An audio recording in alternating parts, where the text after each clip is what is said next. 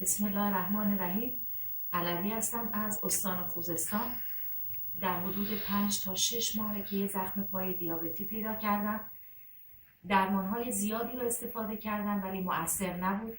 حتی کرم آنژیوپارس رو هم 5 تیوب استفاده کردم ولی متاسفانه هیچ تأثیری نداشت که دوباره زخم پیشروی میکرد. تا اینکه یه سفر پیش اومد توی تابستون بریم مشهد مقدس. به مشهد مقدس مسافرت کردیم. بعد از اینکه به اونجا مسافرت کردیم دکتری رو به ما معرفی کردم به نام دکتر وهابزاده که ایشون متخصص بودن. من رفتم زیر نظر ایشون دارویی رو به من دادن توی شیشه که من اون دارو رو با شیشه اول که ریختم روی پام ترمیم زخم شروع شد و به تدریج پیش رفت تا اینکه شیشه دوم رو هم که دادن باز من ریختم، دوباره ترمیم پیدا کرد و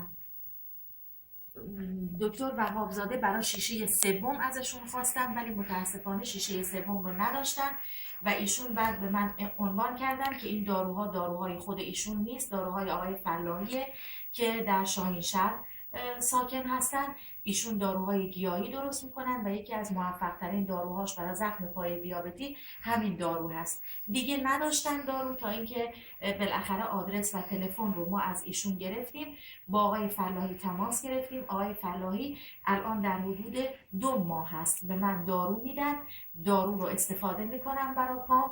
پیشرفت زیادی داشته، پیشرفت عالی بوده و انشاءالله با امید خدا دوباره هم ادامه میدم. داروهای جدیدی برای من فرستادن، البته 2 تا 3 بار داروها رو عوض کردن، داروها رو قوی تر کردن و پیشرفت خیلی بهتر شد. الان به اینجایی رسیده که میبینید الان پیشروی پوست پا بیشتر هستش و کاملا ترمیم صورت گرفته. در اطراف زخم میبینید البته گوشت‌های اضافی هم اطراف زخم بود که این گوشت‌های اضافی رو هم دارو دادن آقای فلاحی و خیلیشون کنده شد و ما تونستیم این گوشت‌های اضافی رو بکنیم.